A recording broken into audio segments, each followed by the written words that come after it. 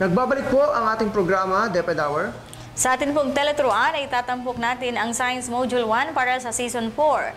Sa module pong ito ay makakasama natin bilang teacher presenter si Jeanette Auxilios Novilla, Master Teacher 1 ng Cabanatuan East Central School na tatalakay sa araling layers of soil. Tunghayan na po natin ang teleturuan.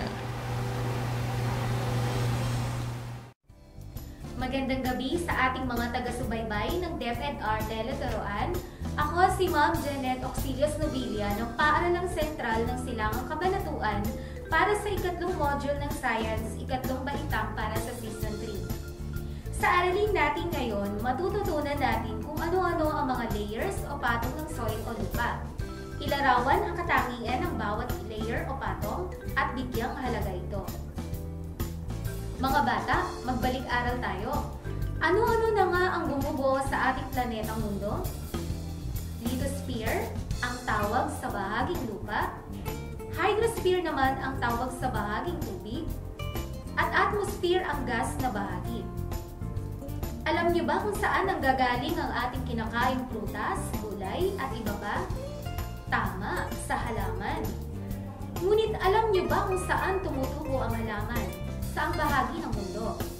Alam niyo ba na ang bahagi na kung saan tumutubo ang halaman ay napakaliit lamang? 3/4 ng mundo ay bahaging tubig. 1/4 lamang ang pwedeng gamitin na taniman ng halaman. Paano nga ba nabuo ang soil o lupa? Alam niyo ba na libo-libong taon ang kailangan para mabuo ang lupa na nakikita natin ngayon? Ang lupa ay mula sa nadurog na mga bato na humalo sa tubig at mga nabulok na halaman at hayop. Ang lupa ay nabuo mula sa unti-unting pagdurog ng malalaking tipak ng bato. At sa pagdurog nito, iba't ibang layer na may iba't ibang kulay at tekstura ang nabuo. Ang tawag sa mga layer na ito ay horizon. Ang soil profile ay ang vertical section ng lahat ng horizons na bumubuo sa soil o lupa. Mayroon itong tatlong layers o patong. Ang tatlong layers na ito ay topsoil, subsoil, at bedrock. Topsoil. Ito ang pinakaibabaw na layer o patong ng lupa. Ito ay mayaman sa humus o organic materials at iba pang mineral na kailangan upang lumaki ang halaman. Ang humus ay galing sa mga nabulok na halaman at hayop. Ang maitim na kulay nito ay katunayan na mayroon itong humus. Iba't ibang uri ng halaman ang makikitang tumutubo rito. Ito ay binubuo ng sand o buhangin, clay o putik, loam o ang buhaghag na lupa at iba pa. Dahil buhaghag ang lupa, ito ang pinaka-mainam na taniman ng halaman. Subsoil. Ito ay matatagpuan sa ilalim ng topsoil. Ito ay binubuo ng mga bato, buhangin at putik. Ito ay napakayaman sa mineral na nasasala mula sa topsoil.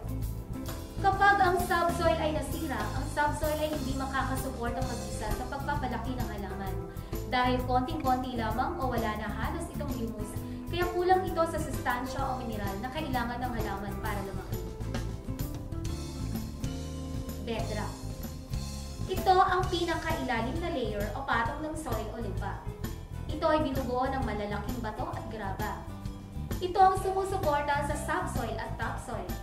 Ang layer o patong na ito ang pinanggagalingan ng mga materyales para sa pagbubuo at pagtatayo ng mga malalaking gusali at paggawa ng mga kalsada. Walang halaman ang mabubuhay dito.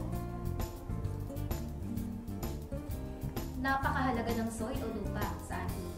Ang halaman ang nagsisilbing pagkain ng tao at hayop. Halos lahat ng halaman ay nakadepende sa lupa upang tumubo at lumaki ito. Nakita natin kung gaano kahalaga ang topsoil, hindi ba?